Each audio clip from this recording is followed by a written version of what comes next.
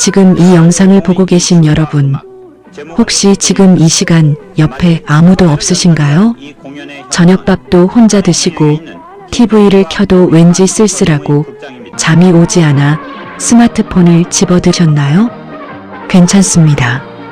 오늘 밤 제가 여러분 곁에 앉아 이야기를 들려드리겠습니다. 아무것도 하지 않아도 됩니다. 그냥 편안하게 제 목소리에 귀를 기울여 주세요. 오늘은 아마 여러분이 TV에서도 신문에서도 접하지 못했던 이야기를 해드릴 겁니다. 저 멀리 평양에서 수십 년 전부터 지금까지 아무도 공개적으로 말하지 못했던 이야기. 꽃처럼 피어나던 한 소녀가 어느 날 갑자기 국가의 손에 이끌려 사라지는 이야기. 그 소녀는 누구였을까요? 그 소녀의 부모는 어떤 마음이었을까요? 그리고 그 소녀는 어떤 세계를 보게 되었을까요? 이 이야기는 단 한 사람의 이야기가 아닙니다. 탈북민들의 증언, 북한 내부에서 흘러나온 이야기들, 그리고 그 조각들을 모아 재구성한 북한 권력에 감춰진 세계입니다. 한국 전쟁이 끝나고 남북이 갈린 채 70년이 넘었습니다. 우리는 같은 말을 쓰고 같은 핏줄이지만 그 북쪽에서는 우리가 상상도 못하는 일들이 벌어져 왔습니다. 오늘 그 이야기를 처음으로 여러분께 낱낱이 전해드리겠습니다. 이 이야기를 끝까지 들으시면 아마 한동안 가슴이 먹먹하실 겁니다. 그것은 이 이야기가 진짜이기 때문입니다. 주인공의 이름은 연희입니다. 북한 북부의 작은 도시에서 태어나고 자란, 노래를 좋아하고 공부도 잘하는 평범한 17세 소녀. 그녀의 꿈은 단순했습니다. 좋은 대학에 가고 좋은 직장을 얻고 가족과 함께 행복하게 살고 싶었습니다. 그러나 어느 날 밤 그 꿈은 차갑게 끊겨버렸습니다. 국가가 그녀를 선택했기 때문입니다. 그리고 국가의 선택은 거부할 수 없는 것이었습니다. 오늘 이야기는 그날 밤부터 시작됩니다. 이 이야기를 전해드리는 채널 평양실화입니다. 평양실화는 탈북민의 실제 증언과 전문가 분석을 바탕으로 북한에 감춰진 이야기를 여러분께 전달하는 채널입니다. 자극적인 제목, 검증되지 않은 가짜 뉴스가 아닙니다. 증언과 사실에 기반한 진지한 이야기들입니다. 아직 구독 안 하신 분들은 지금 구독 버튼을 눌러주세요. 알림 설정까지 해두시면 새 이야기를 가장 먼저 만나실 수 있습니다. 그럼 지금부터 연희의 이야기 속으로 함께 들어가겠습니다. 이 이야기를 들으시는 동안 가끔 눈물이 나실 수도 있습니다. 가끔은 화가 나실 수도 있습니다. 가끔은 말문이 막히실 수도 있습니다. 그것이 정상입니다. 그것이 우리가 여전히 사람이라는 증거입니다. 끝까지 함께 해주세요. 때는 2025년 10월 북한 북부의 작은 도시 함경북도 청진 근방이라고 생각하시면 됩니다. 공장 굴뚝과 낮은 지붕들이 줄지어 선, 조용하고 가난한 마을. 이 마을에서 연희는 자랐습니다. 아버지는 공장에 다니고 어머니는 장마당에서 작은 물건을 팔아 가게를 꾸리는 평범한 집안. 그러나 연희만큼은 남달랐습니다. 목소리가 맑고 노래를 잘했습니다. 학교 행사마다 늘 중심에 섰고 선생님들도 그녀를 예뻐했습니다. 연희는 노래가 자신의 미래를 열어줄 것이라고 믿었습니다. 언젠가 평양의 큰 무대에 서는 꿈을 꾸었습니다. 그 꿈이 이루어지는 방식이 자신이 상상하던 것과 완전히 다를 거라는 것은 그때까지 알지 못했습니다. 그날 밤은 유난히 조용했습니다. 연희는 내일 학교 공연 준비를 마치고 막 잠자리에 들려던 참이었습니다. 그때 문을 두드리는 소리가 났습니다. 늦은 밤 방문자. 북한에서 그것은 흔히 좋은 소식이 아닙니다. 아버지가 문을 열었습니다. 검은 옷을 입은 두 남자가 서 있었습니다. 연희 동무 계십니까? 그들은 신분을 밝히지 않았습니다. 다만 짧게 말했습니다. 중앙선발, 내일 아침 일찍 떠납니다. 아버지가 물었습니다. 어디로요? 무엇을 하러요? 얼마나요? 남자들은 대답하지 않았습니다. 그저 어머니에게 짐을 싸달라고 했습니다. 어머니는 떨리는 손으로 딸의 짐을 쌌습니다. 속옷 몇 벌, 여벌옷까지, 그리고 조그만 가족사진 한 장. 어머니는 사진을 연희의 주머니 깊숙이 넣어주며 속삭였습니다. 우리 항상 여기 있다. 잊지 마라. 연희는 그때 울지 않았습니다. 울면 약해 보일 것 같았습니다. 아버지는 딸의 어깨를 한번 꼭 쥐었다가 놓았습니다. 그것이 전부였습니다. 북한에서 국가의 명령에 이의를 제기하는 것은 가족 전체를 위험에 빠뜨리는 일이었습니다. 그래서 부모는 울면서도 딸을 보내야 했습니다. 그것이 그들이 할 수 있는 최선이었습니다. 열차 안에 올라탄 연희는 눈을 동그랗게 떴습니다.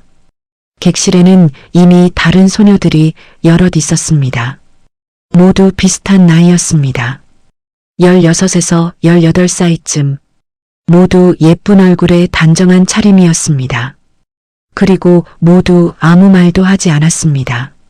낯선 사람들과 낯선 공간, 목적지도 모르는 여행. 연희는 옆자리 소녀에게 조심스럽게 물었습니다. 어디서 왔어요? 소녀는 잠깐 주저하다가 조용히 말했습니다. 해산이요. 언니는요? 청진 쪽이요. 어디로 가는지 들었어요? 소녀는 고개를 저었습니다. 창밖의 어둠 속으로 시선을 돌렸습니다. 열차는 남쪽을 향해, 평양을 향해 어둠 속을 달려갔습니다. 새벽빛이 스며들 무렵 창밖으로 평양이 보이기 시작했습니다. 연희는 처음으로 수도를 보았습니다. 교과서, 사진과 선전 영상에서만 보던 그 도시, 넓은 도로, 높은 건물들, 주체 사상탑, 웅장하고 아름다워 보였습니다. 적어도 처음에는. 그러나 연희의 가슴 한켠에는 이상한 무거움이 깔려 있었습니다. 어머니 품의 온기가 아직 손끝에 남아있는 것 같았습니다.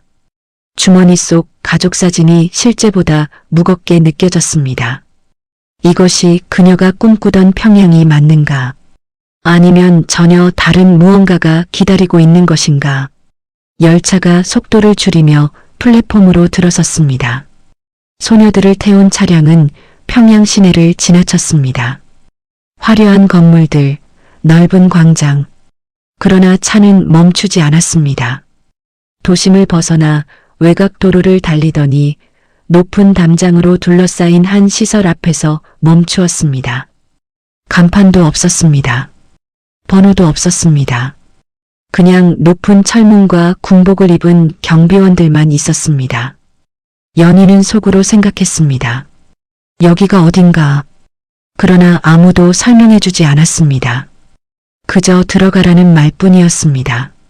소녀들은 서로 눈빛을 교환하며 철문 안으로 들어섰습니다. 시설 안은 예상보다 깔끔했습니다. 기숙사, 연습실, 식당, 의무실. 필요한 것은 다 갖추어져 있었습니다. 음식도 나쁘지 않았습니다. 오히려 연희가 집에서 먹던 것보다 훨씬 좋았습니다. 첫날 교관이 소녀들 앞에 섰습니다. 중년의 여성이었습니다. 단정하고 차갑고 그러나 위험이 있었습니다. 너희는 특별히 선발된 인재들이다. 앞으로 조국을 위해 중요한 역할을 하게 될 것이다. 교관은 계속했습니다. 여기서 배울 것은 노래, 춤, 외국어, 그리고 예절이다. 모든 수업에 최선을 다해야 한다. 질문은 없다. 규칙을 지키면 좋은 대우를 받는다. 규칙을 어기면 돌아갈 곳이 없다. 마지막 말이 연희의 가슴에 박혔습니다. 돌아갈 곳이 없다. 수업은 기묘했습니다. 노래와 춤은 이해할 수 있었습니다. 예술단이니까. 그런데 외국어 수업이 있었습니다. 러시아어, 영어, 중국어. 더 놀라운 것은 예절 수업이었습니다. 테이블 매너, 포크와 나이프를 사용하는 법, 와인 잔을 잡는 법, 연회장에서의 행동 방식. 연희는 생전 처음 와인 잔을 손에 쥐어보았습니다. 교관이 말했습니다. 오른손 검지로 받쳐들되 너무 꽉 쥐지 마라. 우아함이 중요하다. 연희는 옆에 소녀와 눈이 마주쳤습니다. 눈빛이 말하고 있었습니다. 우리 어디에 쓰이려고 이런 걸 배우는 거지? 그 질문의 답은 아직 아무도 입 밖에 내지 못했습니다. 밤이 되면 소녀들은 기숙사로 돌아갔습니다. 불이 꺼지고 각자 침대에 누웠습니다. 아무도 말하지 않았지만 모두 같은 생각을 하고 있었습니다. 집에 대한 그리움, 부모님에 대한 걱정, 그리고 앞날에 대한 두려움. 어느 날 밤 연희의 옆 침대 소녀가 속삭였습니다. 있잖아, 우리 왜 연애 예절 배우는지 알 것 같아. 연희가 귀를 기울였습니다. 높은 사람들 앞에서 공연하는 데 가는 거 아닐까? 행사에서 시중 드는 그런 거? 연희는 그 말에 대답하지 않았습니다. 왜냐하면 그녀도 같은 생각을 하고 있었지만 그 생각을 더 구체적으로 말하는 것이 무서웠기 때문입니다. 천장을 바라보며 연희는 주머니 속 가족사진을 꼭 쥐었습니다. 3개월이 지났습니다. 소녀들의 몸에는 훈련의 흔적이 쌓였습니다. 손에는 굳은 살이 생겼고 목소리는 더 단단해졌고 자세는 더 곧게 펴졌습니다. 그러나 마음속에는 다른 것이 쌓였습니다. 확인되지 않은 소문들, 선배 기수에 대한 이야기들, 그리고 이 시설의 진짜 목적에 대한 추측들. 연희는 점점 명확하게 느끼기 시작했습니다. 이곳에서 선발 기준은 노래 실력이 아니었습니다. 외모였습니다. 키가 얼마이며 얼굴이 어떠하며 체형이 어떠한지가 먼저였습니다. 그 사실을 깨달은 순간부터 연희는 스스로에 대해 전혀 다른 시선으로 보기 시작했습니다. 나는 예술가가 아니라 선택된 얼굴이구나. 시설에는 오래된 관리원이 한 명 있었습니다. 이름은 알 수 없었습니다. 소녀들은 그냥 할아버지라고 불렀습니다. 70대쯤 되어 보이는 이 남자는 이 시설을 수십 년째 지키고 있었습니다. 평소에는 과묵했습니다. 시설 구석구석을 묵묵히 청소하고 아무와도 눈을 맞추지 않았습니다. 그런데 어느 날 밤 연희가 우연히 관리실 앞을 지나다가 소리를 들었습니다. 혼잣말처럼 중얼거리는 소리. 연희는 문을 열지 않고 조용히 귀를 기울였습니다. 그 밤 관리원은 술에 취한 듯 말을 이었습니다. 이런 곳이 하루 이틀 된 게 아니야. 내가 이 자리에 있은 것만도 30년이 넘었는걸. 처음에 불려온 여자아이들은 그때가 더 많았어. 훨씬. 연희는 숨을 죽였습니다. 장군님 시절엔 전국에서 뽑아왔지. 예쁜 아이들, 노래 잘하는 아이들. 장군님. 북한에서 장군님은 김정일을 말합니다. 행사 때마다 공연단을 불렀어. 그분은 공연을 좋아했거든. 음악, 무용 다 좋아했지. 관리원은 잠시 침묵했습니다. 그런데 공연만 했던 건 아니야. 다들 알면서 모르는 척하는 거야. 연희는 그 말의 의미를 모두 이해하지는 못했습니다. 그러나 무언가 가슴이 무겁게 내려앉는 느낌이 들었습니다. 여러분, 여기서 잠깐 역사 이야기를 드리겠습니다. 김정일은 실제로 영화와 예술을 매우 좋아했습니다. 본인이 직접 영화 이론서를 쓸 정도였습니다. 그는 수천 편의 영화를 개인 소장했고 공연 예술을 정치적으로 활용했습니다. 그리고 권력 핵심 주변에는 항상 예술단과 공연팀이 있었습니다. 기쁨조라는 이름으로 알려진 이 조직에 대한 탈북민들의 증언이 여럿 있습니다. 한 탈북 고위 관료는 이렇게 말했습니다. 그곳에서 공연하는 여성들은 단순한 예술가가 아니었습니다. 권력의 장식품이었고 때로는 권력의 도구였습니다. 이것은 어느 나라의 독재 체제에서나 반복되어 온 이야기입니다. 권력은 아름다움을 소유하려 하고 아름다운 것들은 권력에 의해 소비됩니다. 북한도 예외가 아니었습니다. 관리원의 말을 들은 뒤 연희는 달라졌습니다. 거울 앞에 서는 것이 두려워지기 시작했습니다. 예전에 거울은 그냥 거울이었습니다. 연습하면서 자세를 확인하는 도구. 그런데 이제 거울 속 자신이 낯설게 보이기 시작했습니다. 이 얼굴이, 이 목소리가, 이 몸이 내 것인가? 아니면 국가가 선택한 무언가인가? 아직 17살밖에 안 된 소녀가 그런 생각을 하고 있었습니다. 그것이 얼마나 무거운 생각인지 당시 연희는 말로 표현할 수 없었습니다. 그냥 무겁고 이상하고 잠이 잘 오지 않는 날들이 이어졌습니다. 연희는 어머니가 생각났습니다. 어머니는 딸이 노래를 잘해서 걱정하지 않았을 겁니다. 당연히 좋은 곳에 간 줄 알았을 겁니다. 아마도 이웃에게 자랑도 했을 겁니다. 우리 딸이 중앙 선발됐다고. 그 말이 무엇을 의미하는지 어머니가 알았다면 자랑하지 않았겠지요. 연희는 그 생각을 떨쳐내려 했습니다. 아직 아무것도 확실한 것은 없으니까. 그냥 공연 다닐 수도 있으니까. 그렇게 스스로를 달래며 연희는 또 하루를 버텼습니다. 그리고 그 달래는 날들이 점점 더 많아졌습니다. 시간이 흘렀습니다. 북한 바깥 세상에서는 큰 변화가 있었습니다. 2011년 김정일이 사망했습니다. 그리고 젊은 지도자 김정은이 권력을 잡았습니다. 시설 안에도 그 여파가 미쳤습니다. 교관이 소녀들을 모아놓고 말했습니다. 새 시대가 열렸다. 새로운 위대한 영도자 동지를 중심으로 우리의 임무도 새롭게 바뀐다. 그런데 바뀐 것은 말뿐이 아니었습니다. 실제로 훈련 방식이 달라지기 시작했습니다. 김정은 시대의 가장 큰 변화 중 하나는 바로 공연 스타일이었습니다. 여러분, 모란봉 악단이라고 들어보셨나요? 2012년 김정은이 직접 만든 공연단입니다. 기존 북한 공연과는 완전히 달랐습니다. 서양 악기, 현대적인 의상, 팝 음악 스타일, 미키마우스 캐릭터가 무대에 등장하고 전자 바이올린 연주에 짧은 치마를 입은 단원들. 전 세계가 놀랐습니다. 저게 북한이 맞나? 그러나 모란봉 악단은 단순한 예술단체가 아니었습니다. 그것은 김정은의 정치 메시지였습니다. 나는 아버지와 다르다. 새로운 시대를 열겠다. 그리고 그 메시지를 전달하는 가장 눈에 띄는 도구가 바로 여성 공연자들이었습니다. 그리고 연희는 중요한 소문을 듣게 되었습니다.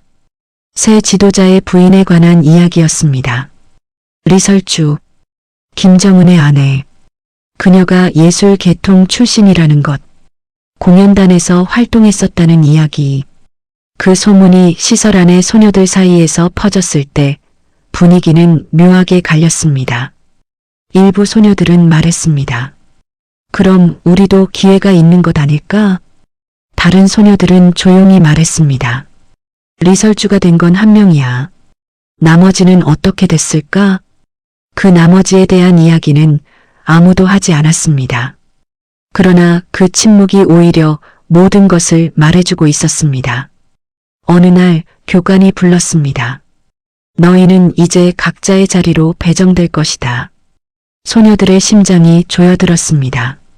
이름이 하나씩 불렸습니다. 각자 배정지가 다른 종이 한 장씩 받았습니다. 연희의 종이에는 이렇게 적혀 있었습니다. 국가행사 지원 예술조직 배속. 옆에 소녀는 모란봉 악단 지원 요원이라고 적혀 있었습니다. 또 다른 소녀의 종이는 보이지 않았습니다. 그 소녀는 종이를 받고 얼굴이 하얘지더니 아무 말도 하지 않았습니다. 그 소녀가 어디로 배정됐는지 연희는 끝내 알지 못했습니다.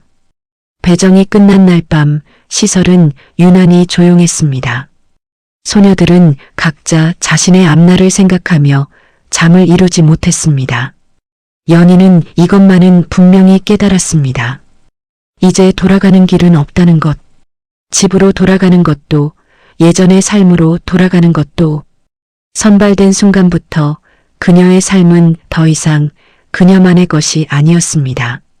이제 그녀는 북한 권력 체계의 한 부품이 된 것입니다. 그 체계가 얼마나 크고 얼마나 깊은지 연희는 아직 절반도 모르고 있었습니다. 연희가 처음 평양의 연회장에 발을 들인 날, 그것은 그녀가 알던 북한이 아니었습니다. 교과서에서 배운 북한도 아니고 고향에서 살던 북한도 아니었습니다. 완전히 다른 세계였습니다. 천장에는 크리스탈 샹들리에가 빛났습니다.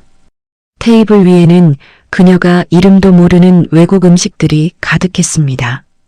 냉장고에서 꺼낸 프랑스 와인, 수입 과일, 구운 쇠고기.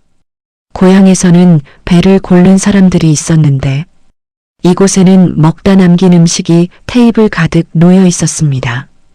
연희는 속으로 생각했습니다. 이것이 같은 나라인가? 그날 연회장에서 연희는 처음으로 권력의 얼굴들을 보았습니다.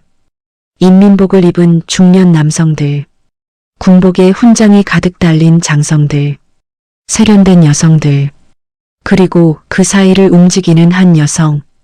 연희는 그녀를 알아보았습니다. 한 번도 가까이서 본 적 없었지만 사진으로 수없이 보았으니까요. 김정은의 여동생 김여정. 그녀는 조용했지만 존재감이 달랐습니다. 아무도 그녀를 막지 않았고 모두 그녀에게 길을 비켜주었습니다.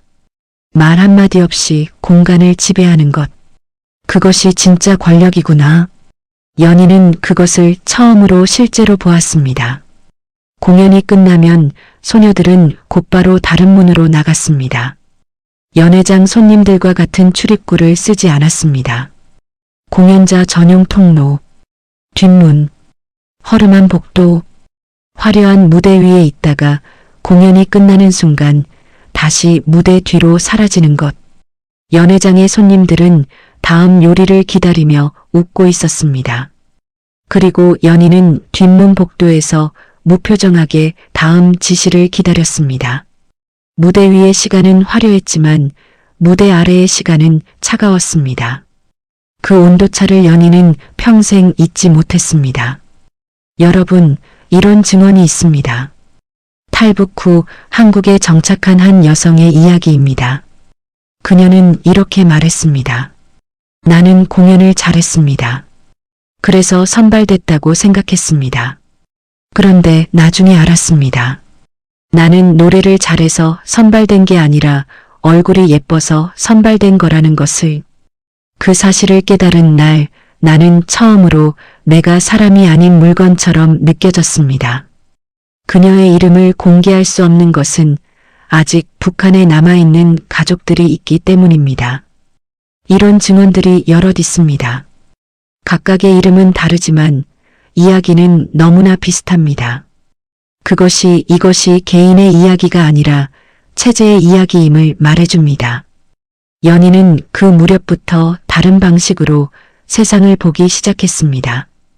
아무것도 겉모습과 다르다는 것, 웃는 얼굴 뒤에 무언가 다른 것이 있다는 것, 화려한 무대 뒤에 다른 세계가 있다는 것, 북한에서 선전하는 낙원과 실제 권력 주변의 세계가 얼마나 다른지, 그리고 그 두 세계 사이에서 자신과 같은 소녀들은 어느 쪽에도 속하지 않는다는 것, 권력 세계에 충분히 가깝지만 권력은 아닌 것, 평범한 주민 세계로 돌아가기엔 너무 많은 것을 본 것.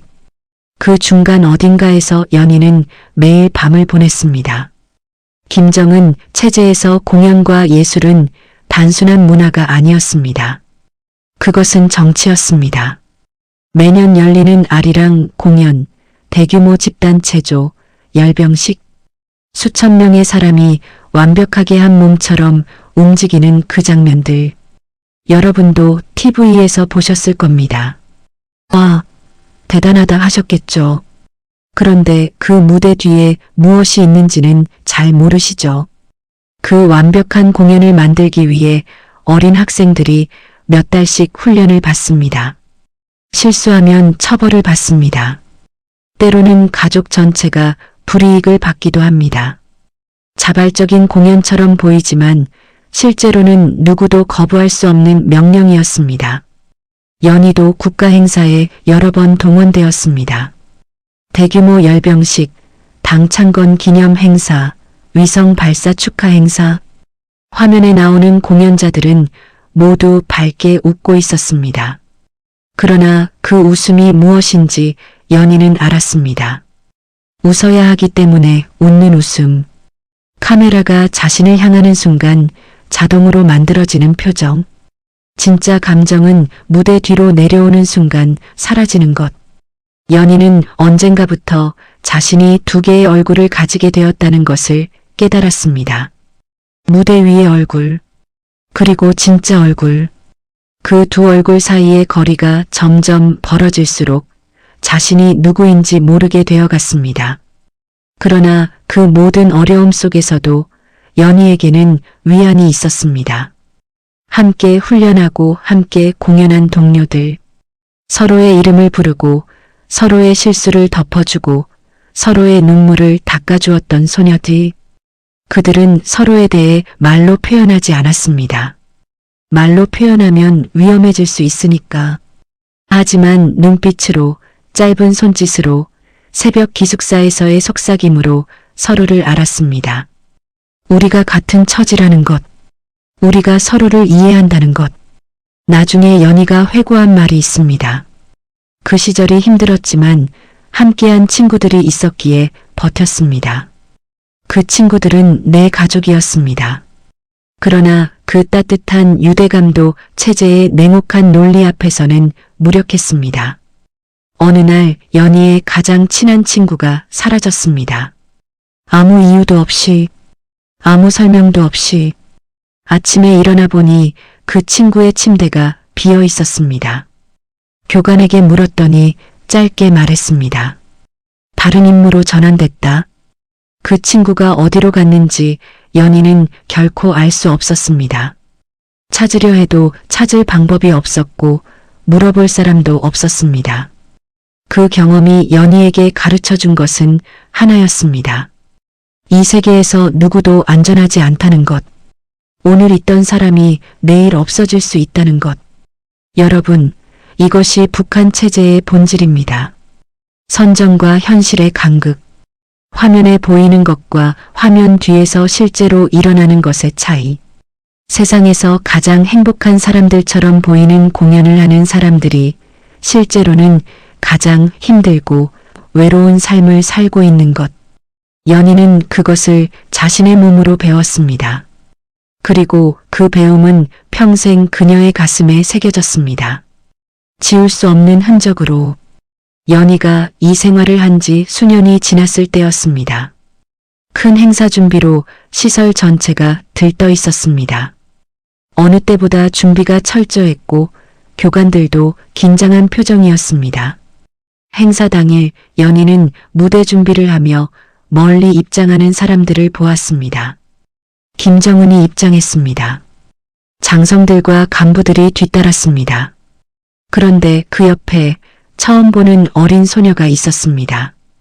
가냘픈 몸집, 단정한 의상, 그리고 자신보다 수십 배 나이 많은 장성들이 그 아이 앞에서 고개를 숙이고 있었습니다.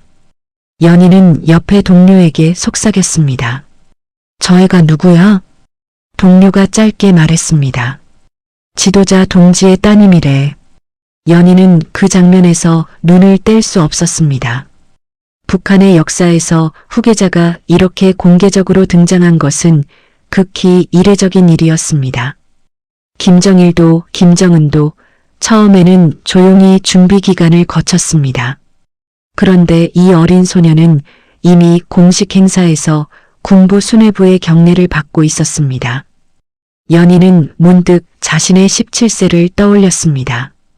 자신이 17세였을 때 그녀도 선발되어 차에 올랐습니다. 그리고 이 아이는 어떤 삶이 기다리고 있을까?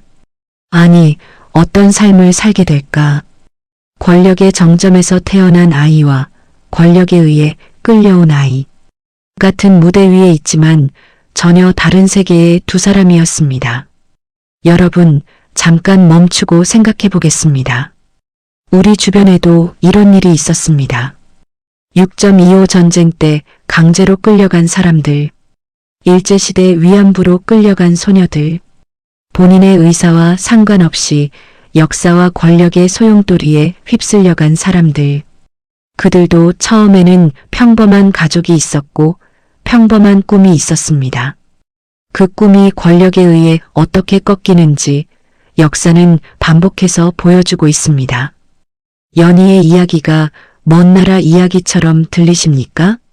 그렇지 않습니다. 이것은 지금 이 순간에도 우리 코앞에 북한에서 일어나고 있는 이야기입니다.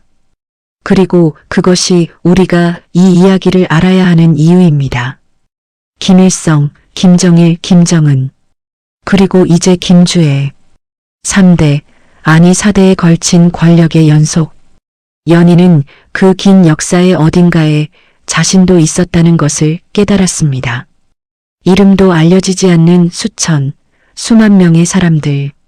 역사책에는 나오지 않지만 그 권력의 무대를 만들고 채우고 빛냈던 사람들.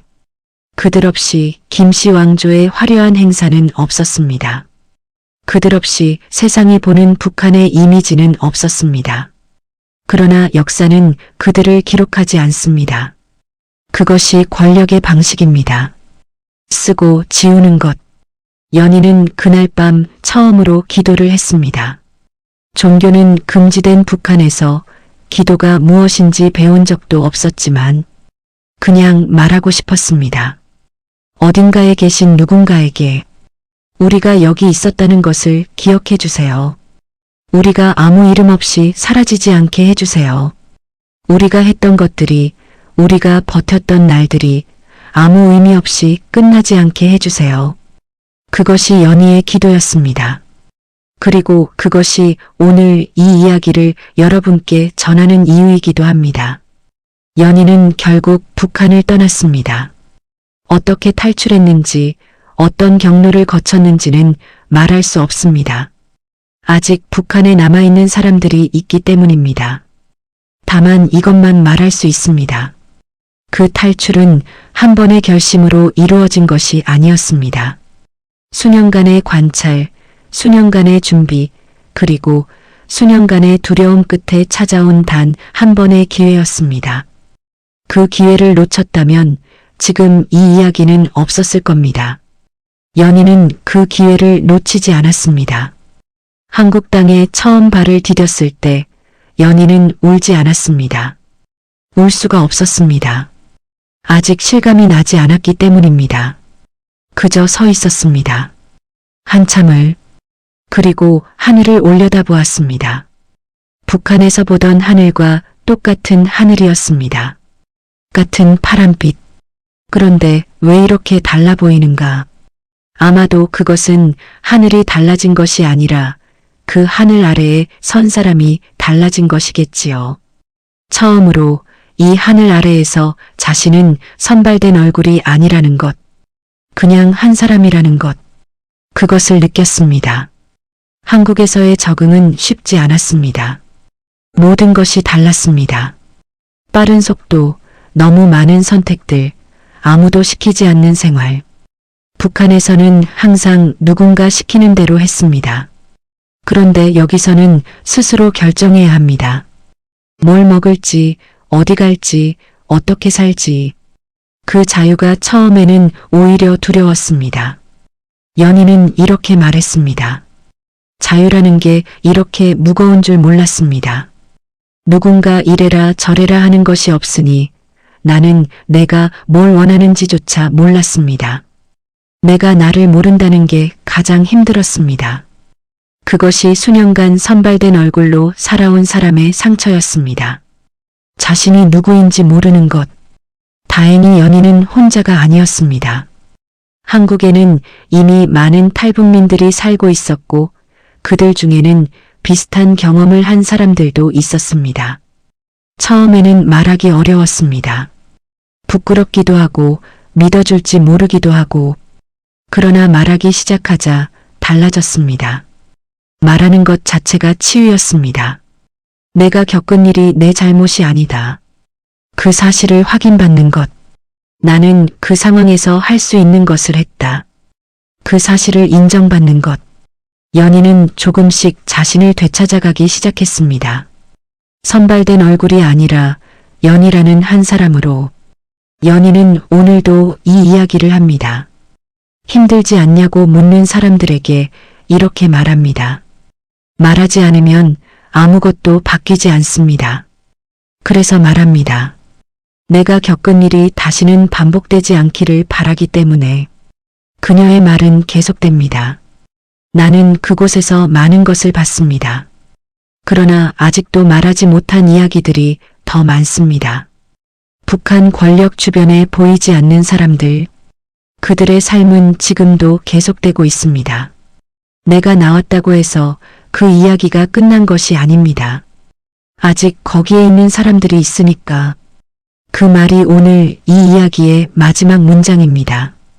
아직 끝나지 않은 이야기. 오늘 이야기 들으시느라 수고하셨습니다. 가슴이 많이 먹먹하셨을 겁니다. 그 무거움은 당연한 것입니다. 이것이 진짜 이야기이기 때문입니다. 그러나 오늘 이 이야기를 끝맺으며 저는 한 가지를 말씀드리고 싶습니다. 연희는 지금 괜찮습니다. 상처는 남았지만 그 상처 위에 새로운 삶이 자라고 있습니다. 그리고 그 이야기를 세상에 알리는 것, 그것이 그녀가 선택한 의미 있는 삶입니다. 여러분도 마찬가지입니다. 오늘 이 이야기를 들어주신 것만으로도 여러분은 연희와 같은 사람들의 목소리를 세상에 퍼뜨리는데 함께 하신 겁니다. 그것이 작은 것 같아도 결코 작지 않습니다. 앞으로도 평양시라는 이런 이야기들을 계속해서 전해드리겠습니다. 구독 버튼 눌러주시고 알림 설정해 두시면 새 이야기를 가장 먼저 만나실 수 있습니다. 오늘 밤 혼자이신 분들께 우리는 각자 있지만 이 이야기를 함께 들었습니다. 그것만으로도 오늘 밤은 혼자가 아닙니다. 끝까지 함께 해주셔서 진심으로 감사드립니다. 다음 이야기에서 또 만나요.